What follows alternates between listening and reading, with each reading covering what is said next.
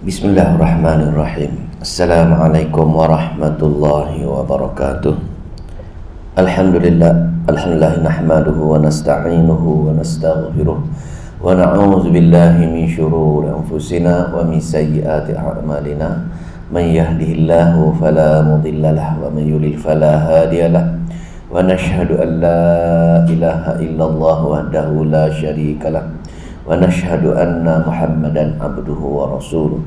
Rabbi shrah li sadri wa yassir li amri wahlul 'uqdatam min lisani yafqahu qawli. Amma ba'd. Alhamdulillah, petang ini sambungan surah Ghafir ayat yang ke-78. InsyaAllah ayat daripada ayat 79 hingga ayat 85 merupakan penutup surah Ghafir. Penutup surah Ghafir ialah pengulangan semula maksud utama surah Ghafir, di mana kalau kita masih ingat, Allah turunkan Quran yang mulia oleh malaikatnya yang juga mulia, dan di antara tujuan utama surah Ghafir iaitu Allah menghendaki semua hambanya mentauhidkan Allah Subhanahu wa taala dengan cara tidak menyeru, tidak bergantung harap, tidak sembah kepada selain daripada Dia. Ini tujuan diturunkan surah Ghafir. Dan bila begitu, siapa saja yang berani melawan ayat Allah, yakni melawan untuk mentauhidkan Allah, yakni mensyirikkan Allah, maka Allah akan mengancam golongan-golongan ini dengan balasan yang amat berat di hari akhirat nanti, dan juga di dunia juga dah ada hukuman atas dunia lagi. Itu di antara ringkasannya. Dan di antara penutup surah Ghafir ialah Allah suruh kita mengambil pengajaran. Bila mendengar segala kemuliaan Al-Quran, mewajibkan pemahaman mengenai tauhid, maka terserahlah kepada pembaca-pembaca Al-Quran atau kepada hamba-hambanya. Yang pertama, nak menyegerakan surahannya ataupun nak menangguhkan. Penutup nak menyegerakan surahannya atau nak menangguhkan surahannya. Maka bila sampai ke tahap tertentu, maka Allah akan mematikan golongan-golongan hambanya ini. Dan kalau menangguhkan, maka akan jumpa dengan azab-azab yang menunggunya nanti. Itu pertama. Yang kedua juga, di antara penutup yang kedua ialah yang kita nak baca pada petang ini, ialah Allah memperkenalkan diri Dia. Allah memperkenalkan diri Dia untuk mentauhidkan Dia. Jadi bila kenal Allah, bila kenal tauhidnya, untuk mengesahkannya dan juga mengenali sifat-sifatnya dari segi sifat kudratnya, sifat ilmunya, dan banyak sekali jasa Allah kepada hamba-hambanya. Tetapi sebagai hamba, kebanyakan hamba degil, yakni bila tengok Allah menyedia jasa-jasa Allah yang besar, tetapi hamba terbahagi kepada dua golongan. Yang pertama, golongan yang tetap degil. Tetap degil yakni tak nak kenal Allah, maka tak kenal jasa Allah Subhanahu wa taala. Itu pertama. Dan golongan yang kedua ialah bukan setakat tak kenal jasa Allah, bahkan sombongnya dengan Allah Subhanahu wa taala. Ada tiga persoalan penutup. Tiga persoalan penutup. InsyaAllah kita tengok secara detail selepas ini. Kita tengok ayat yang ke-78. A'udzubillahi minasyaitonirrajim. Walaqad arsalna rusulan min qablika minhum man qasasna 'alaik. Walaqad arsalna, dan demi sungguhnya kami telah mengutuskan beberapa orang rasul. Dan sungguhnya kami telah mengutuskan beberapa rasul min qablika, dari sebelum kamu wahai Muhammad. Ayat ini ialah sambungan kepada ayat tasliyah kepada Nabi Muhammad dan tasliyah kepada kita semua, yakni umat Nabi Muhammad sallallahu alaihi wasallam. Tasliyah ialah pujukan. pujukan supaya kita jangan berputus asa, jangan frust kerana terlibat dengan Al-Quran. Mesti ada ujian-ujian. Jadi Allah nak cerita pada ayat 78, bukan setakat kamu saja wahai Muhammad untuk aku utuskan tugas-tugas untuk mentauhidkan aku, bahkan nabi-nabi sebelum kamu pun aku telah utuskan juga. Kami telah beberapa rasul, sama ada rasul tersebut aku namakan dengan dia ataupun aku tidak bagi tahu nama dia kepada kamu wahai Muhammad.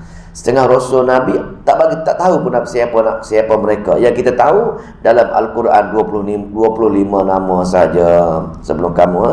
Minhum man qasasna, sebahagian mereka orang-orang yang kami ceritakan alaika kepada kamu, wa minhum man lam naqsus alaika, dan sebahagian mereka kami tak cerita pun kepada kamu. Kita tak tahulah pasal kita kenal nabi-nabi dan rasul menerusi kitab Al-Quran saja. Mana-mana yang Allah tak ceritakan kita tak mengetahui. Wa ma kana li rasulin, dan tidak patut bagi setiap rasul ayati bi ayatin, untuk yati bi mendatangkan sesuatu ayat, sesuatu bukti, illa bi iznillah, kecuali dengan izin Allah.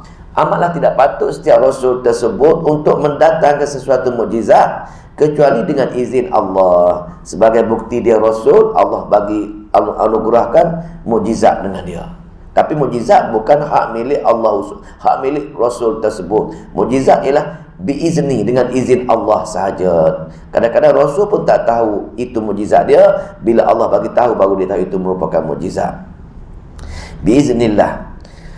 Fa iza jaa amrullah, maka datang perintah Allah, qudiya bil haqq, ditetapkan kebenarannya. Allah tetapkan dengan benar kebenaran tersebut. Maka segala golongan-golongan yang tolak mukjizat, tolak ayat-ayat Allah, cerita dalil sebagainya, mereka telah melawan juga. Maka fa idza jaa la tabuk, tapi Allah tetapkan, iaitu golongan yang engkar Allah akan hukum, golongan sabar, golongan terus menyebar ayat-ayat Allah, Allah bagi dia kebaikan untuk dia di dunia dan hari akhirat.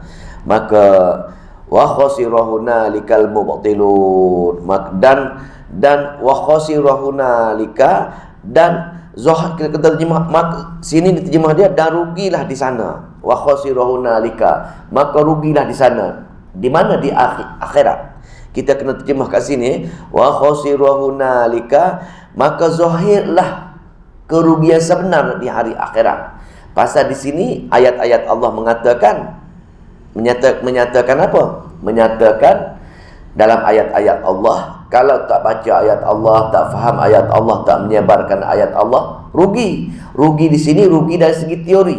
Kita baca Quran, baca peringatan-peringatan Allah, tapi bila pergi ke hari akhirat, bila Allah matikan kita, tak beramal dengan ayat-ayat Allah, tak mengaji ayat Allah, Allah kata wa khasira hunalikal mubtilun, maka rugilah. Nampaklah rugi dizahirkan. Rugi itu dizahirkan di hari akhirat, di sana al-mubtilun, di mana orang-orang yang tidak mengerjakan kebaikan atas dunia, yakni mengerjakan kebatilan. Ada Quran, tak baca Quran, dibaca kitab-kitab lain. Dengar dalil Al-Quran, dia tak beramal, dia beramal dengan benda-benda yang tak ada dalil. Maka mati saja, Allah pun cerita, maka zahirlah kerugian yang sebenar. Itulah darul jaza, negeri untuk menerima hukuman. Maka itulah telah zahir kerugian yang sebenarnya. Jadi bila Allah cerita memujuk kita supaya memberi tumpuan kepada Al-Quran, memujuk kita supaya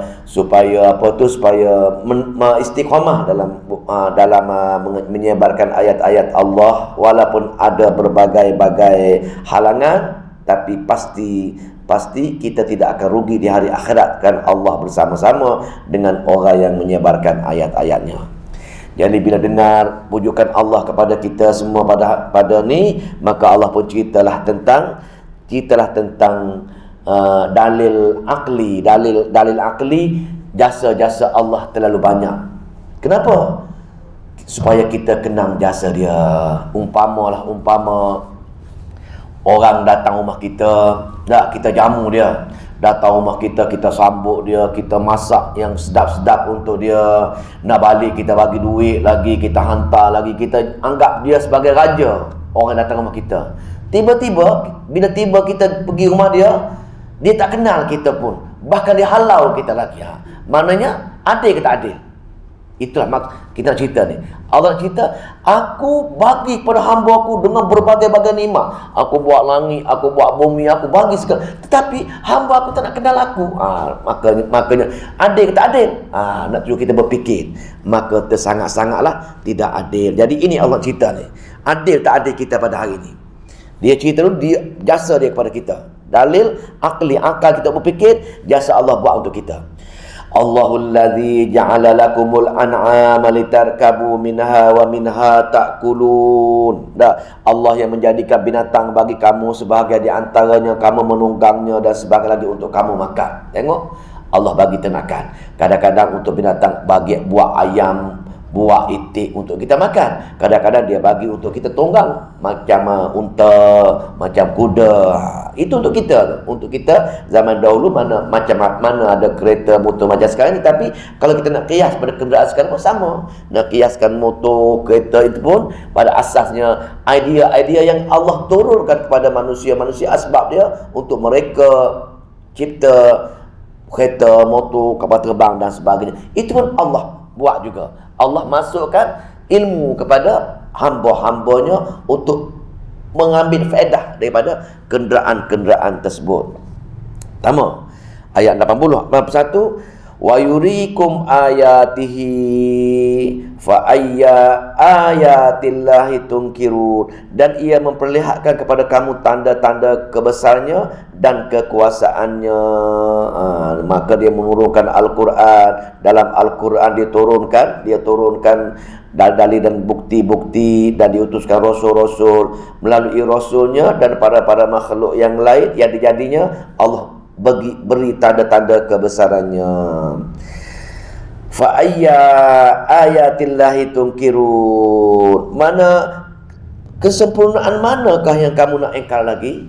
Dalam ayat Ar-Rahman kan banyak Allah bagi nikmat mana yang kamu nak ingkar lagi wahai hamba? Setiap aspek A hingga Z aku sediakan untuk kamu, aku buat kamu, aku bagi nikmat kepada kamu.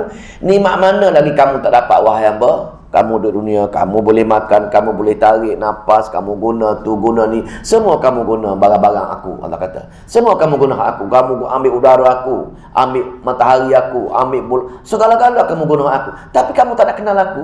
Itu lebih kurang macam itulah. Kamu tak kenal aku, bagaimana kamu nak kenal aku? Pasal kamu tak nak baca ayat-ayat aku, jadi kamu tak kenal lah. Pasal aku memperkenalkan diri aku kepada hamba-ku menerusi kitab Al-Quran. Kalau kamu tak nak dengar kata-kata aku dalam Al-Quran, seolah-olah kamu sombong, kamu tak kenal aku, sedangkan aku terlalu baik. Semua barang-barang aku kamu nak guna. Kamu siang malam kamu guna barang-barang aku, kamu guna dunia aku, tapi kamu tak nak kenal aku. Kamu tak nak balas jasa-jasa aku. Jasaku rukun Islam, rukun iman. Aku suruh kamu walaupun ada 24 jam, tapi aku suruh kamu sujud padaku 5 waktu saja. Itu je aku suruh. 10 minit subuh, 10 minit zuhur, 10 minit asar, 10 minit maghrib, 10 minit isya. Itu je 5 kali. Itu pun kamu tak nak balas jasa aku dengan sujud kepadaku. Tetap aku buat 5 kali sehari semalam pun untuk kamu sujud dengan aku pun ketika kamu free wahai hamba.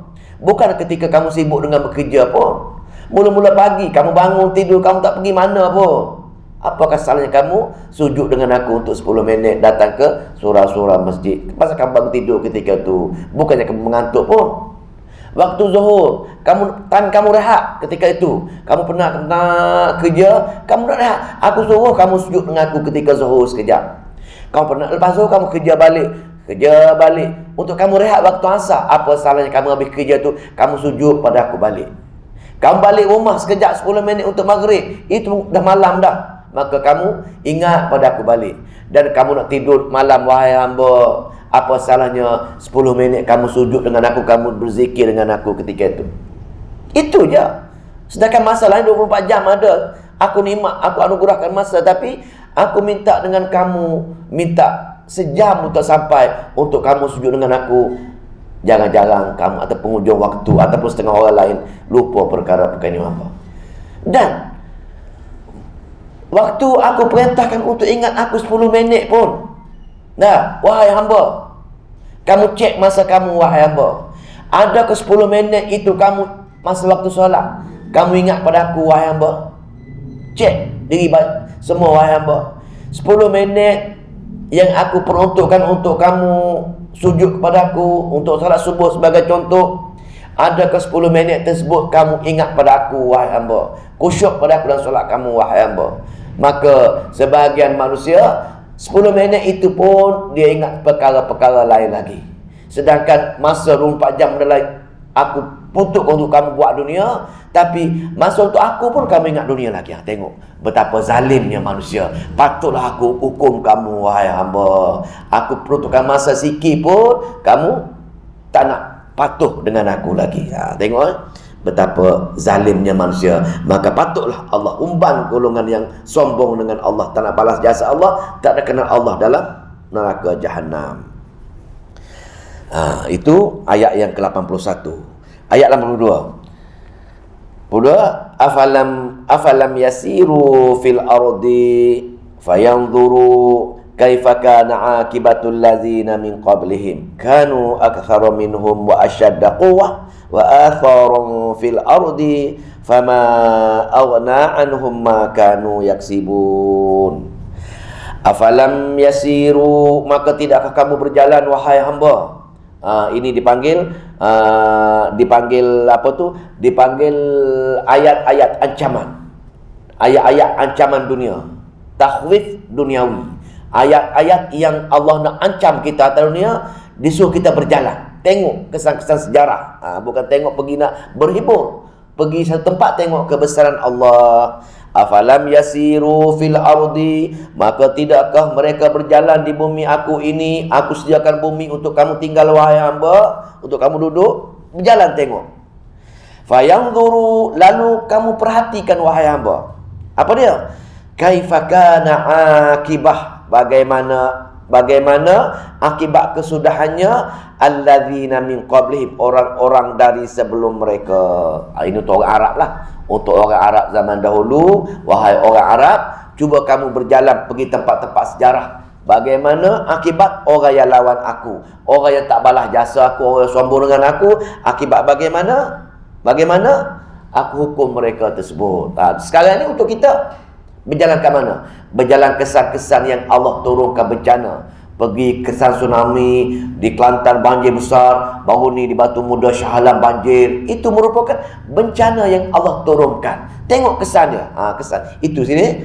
Tapi kesan sekarang taklah nyata, taklah seteruk zaman dahulu. Orang Arab dahulu, di mana golongan-golongan yang kuat, kaum Thamud, kaum Nabi Lut dan sebagainya, yang Allah cerita ni, kanu aktsara minhum, adalah mereka aktsara lebih banyak. Golongan-golongan yang durhaka dengan aku jauh lebih ramai daripada kamu, wahai orang Arab. Untuk kita pun golongan-golongan zat dahulu jauh lebih ramai daripada kamu, wahai kita semualah. Kamu lebih ramai. Minhum, daripada mereka, wa ashadda quwwah, dan jauh lebih kuat daripada kita. Tengok Allah cerita ni, wahai hamba, golongan dahulu jauh lebih ramai, jauh lebih kuat, jauh lebih bijak daripada kamu, wahai hamba. Ini Allah nak ugut kita, jangan syok sendiri.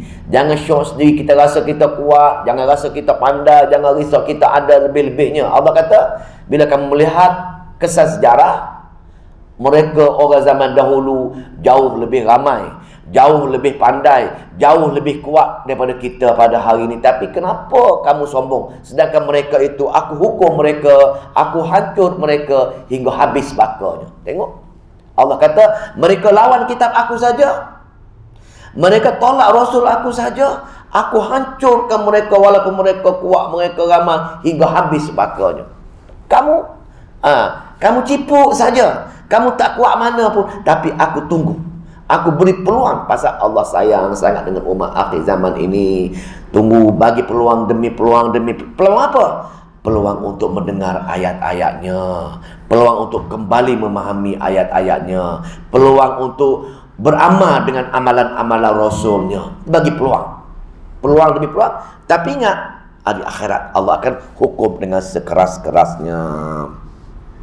Wa asyaddu quwwah wa atharat, dan bekas-bekas fil ardi, di atas muka bumi. Fama aghna anhum ma kanu yaksibun, maka tidak berguna bagi mereka apa yang mereka telah usahakan. Itu maka kesan sejarah, kesan orang Arab ini bila tengok pergi ke Yaman, pergi ke Syam, dia tengok kesan-kesan kaum-kaum tersebut yang Allah musnahkan semua sekali, dan berita-berita ini begitu familiar dengan orang Arab, dia faham. Dia faham.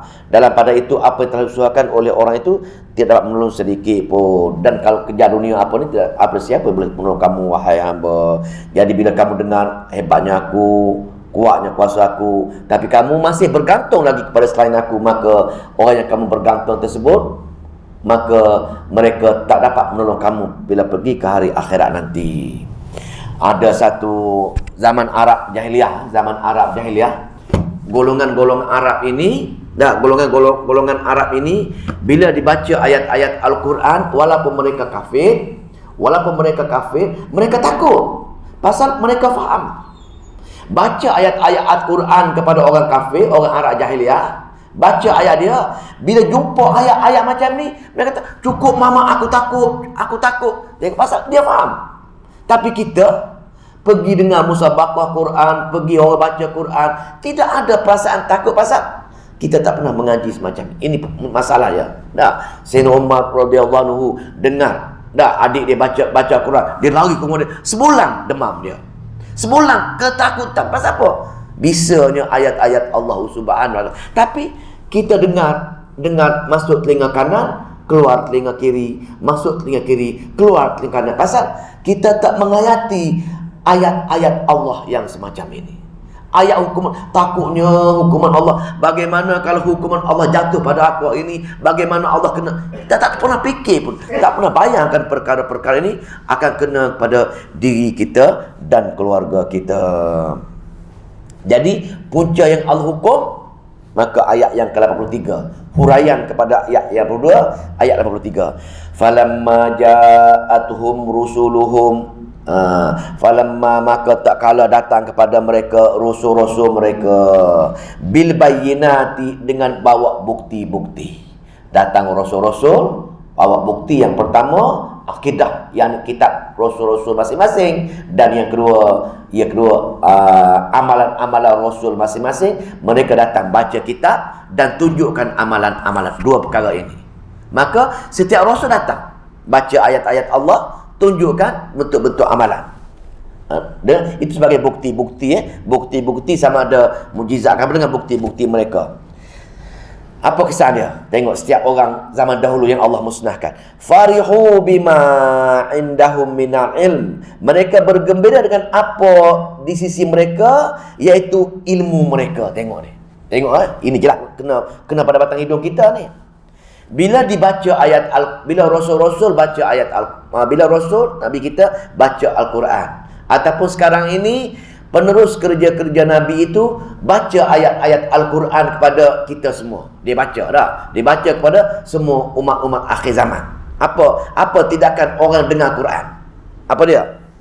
Farihu bima indahum minal ilm. Mereka tak nak terima. Bila mereka tak nak baca, ini sombong. Yang kedua, mereka dengar, mereka baca, mereka faham, tapi tak nak terima.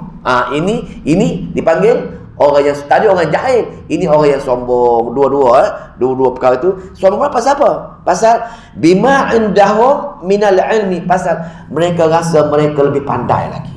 Mereka rasa mereka dah beramal betul amalan-amalan mereka. Mereka merasakan akidah mereka jelas. Allah suruh mereka buat tauhid, mereka menjadi ahli tauhid. Tapi mereka mengatakan mereka bertawasul, mereka buat khurafat, itu ilmu yang benar. Mereka mengatakan itu benar bagi mereka. Mereka mengatakan ilmu mereka benar.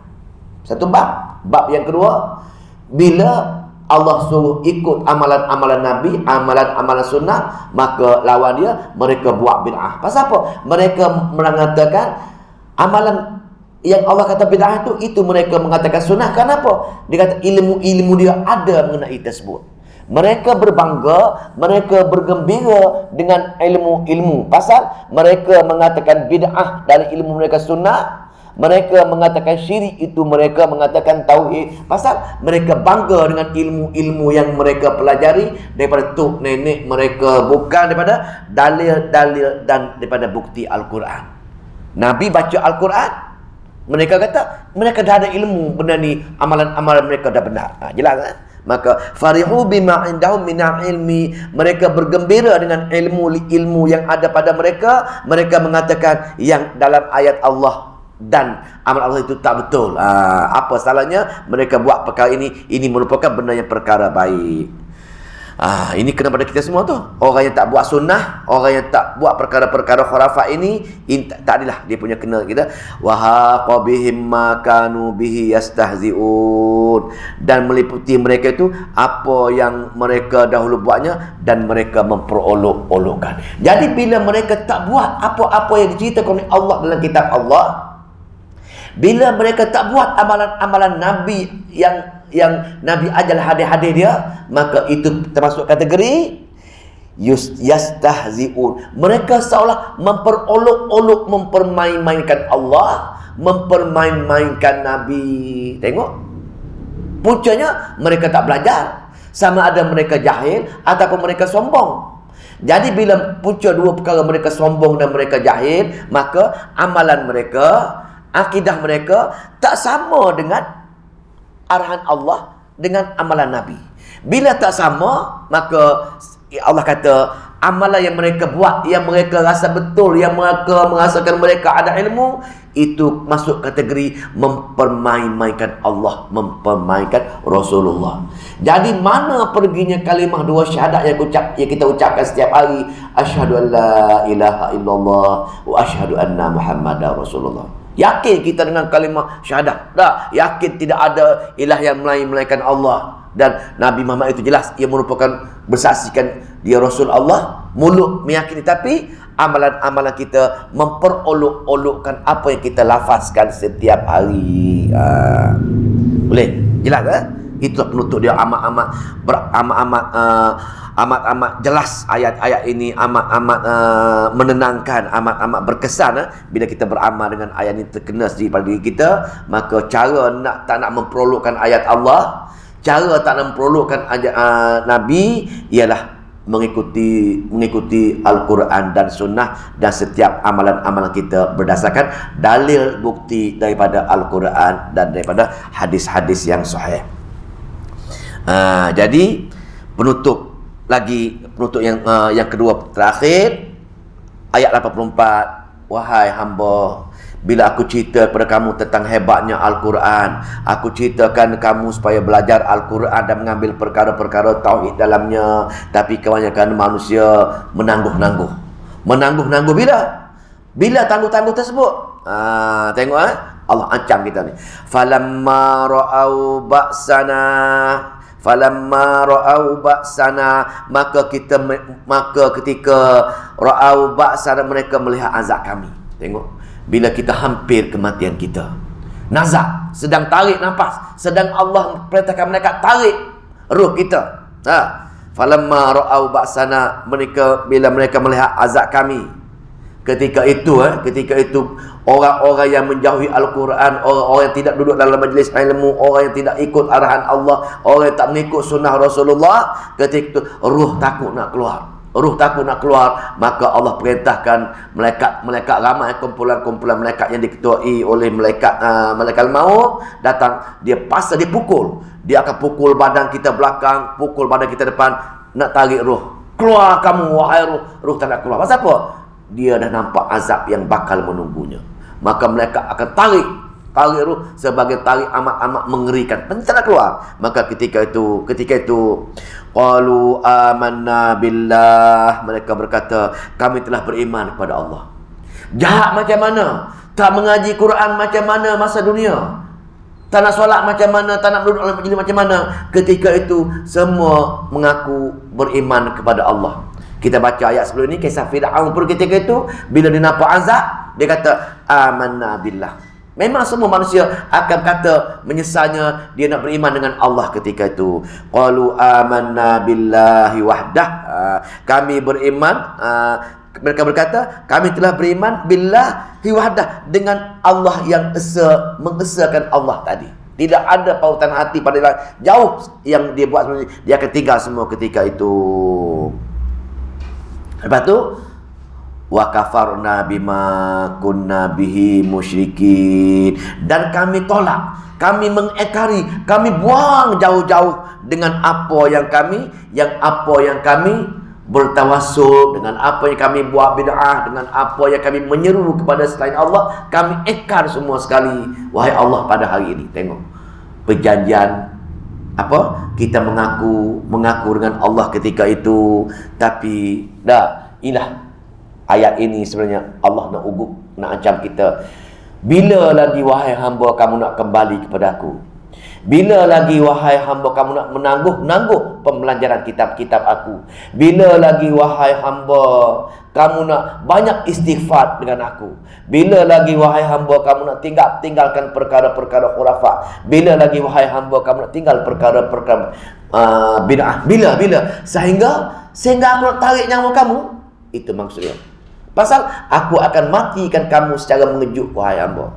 Mati mengejut ialah mati yang kita tak sempat bertaubat, mati yang kita tak sempat khatam Quran 30 juzuk. Mati mengejut. Ketika itu mati ketika itu kita mengaku, wahai Allah, aku mengaku dah, kamu saja ya Allah, aku tolak segala amalan-amalan aku, wahai Allah. Tapi ayat terakhir, apa dia kesan dia?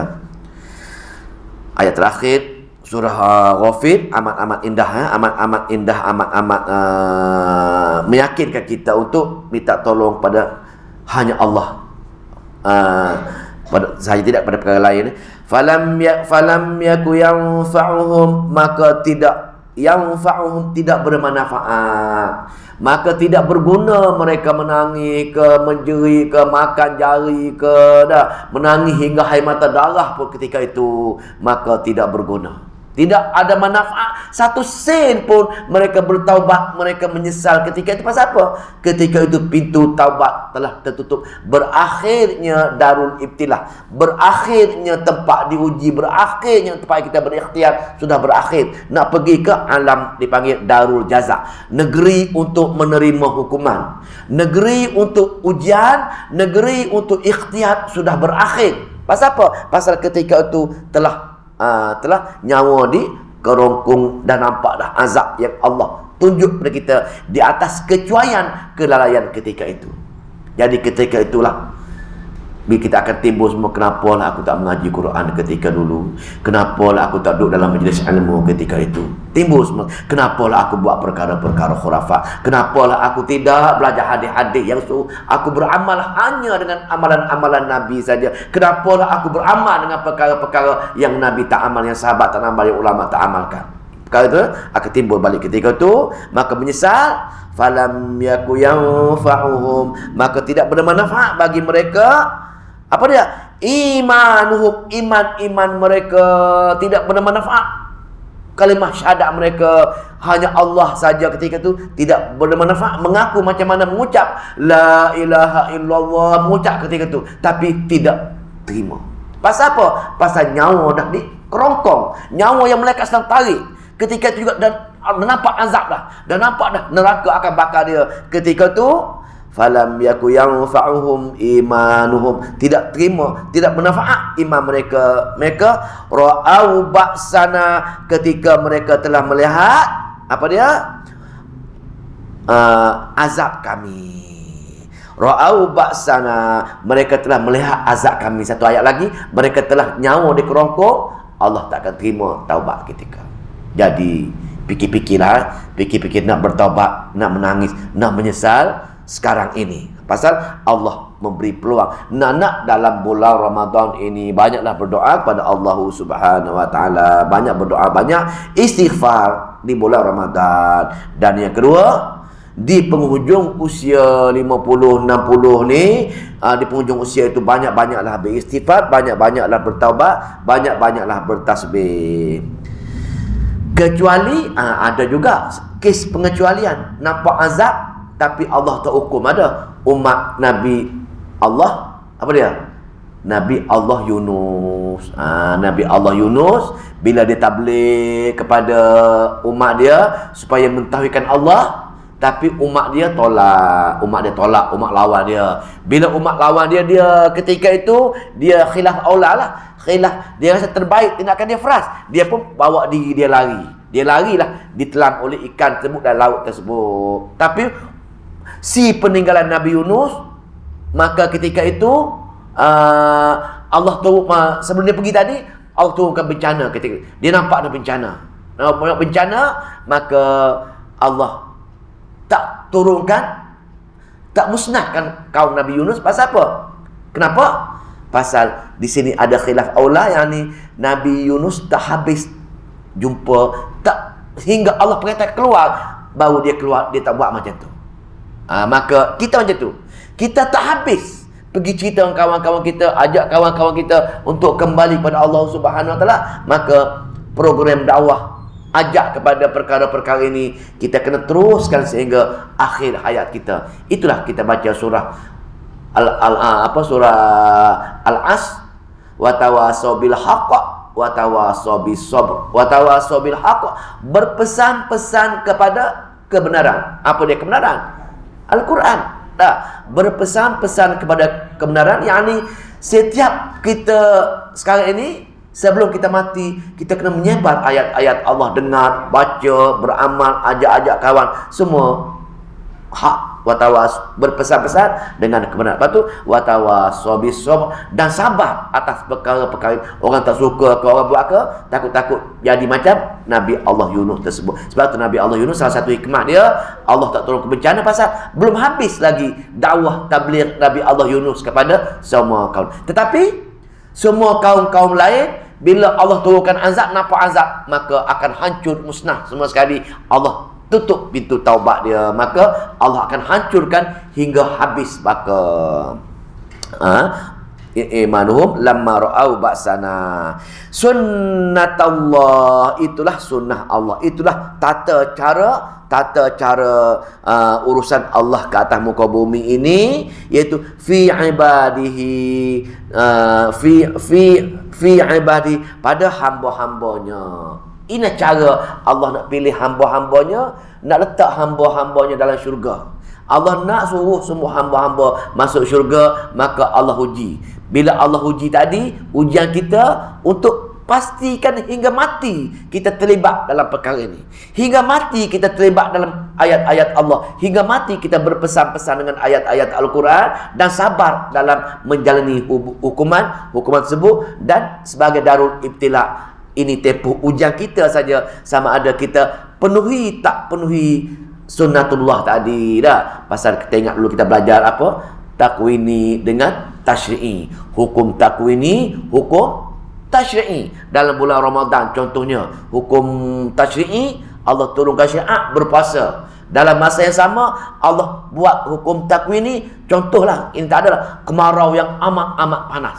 Nak tengok sejauh mana takwini tadi mempengaruhi tasyri'i kita. Adakah dengan Allah letakkan takwini, yakni kemarau yang panjang bulan Ramadan, kita rasa, oh malahnya puasa ini, kita rasa malah. Maka atas ini darul untuk uji kita, Allah uji dengan takwini. Semua kaum-kaum, semua manusia terlibat sama dengan takwini. Hanya mereka yang lulus ujian saja mereka boleh melaksanakan hukum tasyri'i. Penat macam mana pun kita ikut taat dengan Allah, penat macam mana, mengantuk macam mana pun, kita bangun tengah malam untuk solat tahajud, berdoa kepada Allah. Penat macam mana pun dalam bulan Ramadan, makan kenyang dah, penat macam mana, kenyang macam mana pun, kita tetap duduk juga solat berjemaah untuk solat tarawih. Pasal apa? Pasal tasyri'i, hukum tasyri'i nak lawan hukum takwini macam itu. Hujan lebat, marah, panas, letih, nak mari solat, kita mari juga.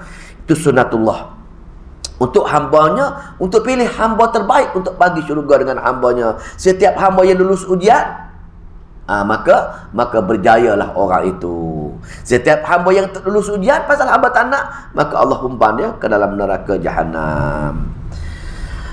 Maka bila habis cerita bab ni, maka wa khasirahu nalika, maka amat rugilah orang yang tidak beramal dengan ayat-ayat surah Ghafir yang Allah ancam khabar gembira, ugut, cerita tentang kebesaran Al-Quran, cerita tentang tauhidkan dia, maka amat rugi sekali. Wa khasirahu nalikal kafirun, orang yang tolak pengajaran daripada surah-surah Ghafir ini, ataupun orang tolak untuk mentauhidkan Allah Subhanahu wa taala, maka termasuk golongan orang yang amat rugi. Maka jelas penutup surah Ghafir ini amat indah, iaitu saya ulang sekali lagi penutup dia surah Ghafir. Allah menyeru huraian kepada wa iyyaka nasta'in, hanya kepadamu sahaja Allah aku minta bantuan dan pertolongan. Minta kepada perkara lain walaupun berjaya tapi dengan kemurkaan Allah. Walaupun masalah diselesaikan, minta dengan perkara-perkara lain, aku murka, aku akan humbankan dengan neraka jahanam. Kau minta dengan yang lain Allah untuk nikmat, walau dapat nikmat tersebut tapi dengan kemurkaan aku tetap humban dia ke neraka jahanam. Jadi nikmat yang aku beri dengan cara syariat aku, masalah yang kau minta dengan aku, dengan ikut terus syariat aku, maka itu yang aku redha, aku bagi syurga sebagai habuan, sebagai nikmat, pasal kamu telah lulus ujian. Fad'ullaha mukhlishina lahuddin. Dan dakwa atau perkara pokok yang aku suruh kamu dengar ini wahai hamba, hanya ada dalam kitab Al-Quran aku. Jadi bila kamu baca Quran aku, bila kamu amal dengan dia, bila kamu faham dia, beramal dengan dia, baru aku bagi hidayah untuk beramal dengan fad'ullaha mukhlishina lahuddin. Jadi bila kau baca kitab-kitab aku, yang salah satu perkara penting tadi fad'ullah, dalam kitab aku juga untuk supplementary kepada fad'ullah tadi, aku kenalkan diri aku kepada kamu wahai hamba. Aku kenalkan jasa-jasa aku yang amat besar. Aku cipta kamu wahai hamba dengan dalil-dalil akli anfusinya. Aku cipta langit, bumi, alam semua dengan dalil-dalil akli afatinya. Aku buat ancaman-ancaman lain. Pasal apa wahai hamba? Supaya kamu kenal aku wahai hamba. Bila kamu kenal aku wahai hamba, aku buat segala-galanya untuk kamu wahai hamba. Daripada kamu belum lahir lagi hingga kau mati wahai hamba, aku yang buat, aku jaga, aku bagi segala-galanya. Tapi kenapa jasa aku tenggelam wahai hamba? Kamu tenggelam ialah kerana kamu tak belajar memahami ayat-ayat aku. Sebab itu kamu tak nampak jasa aku amat besar wahai hamba. Pertama. Yang kedua wahai hamba, yang kedua, bukan kamu sekadar tak balas jasa aku wahai hamba, kamu lawan aku pula wahai hamba. Aku suruh mentauhidkan aku, tapi dalam sama kamu berdoa dengan perkara-perkara yang lain pada aku wahai hamba. Aku suruh kamu melupakan hari akhirat wahai hamba, tapi kamu kejar dunia wahai hamba.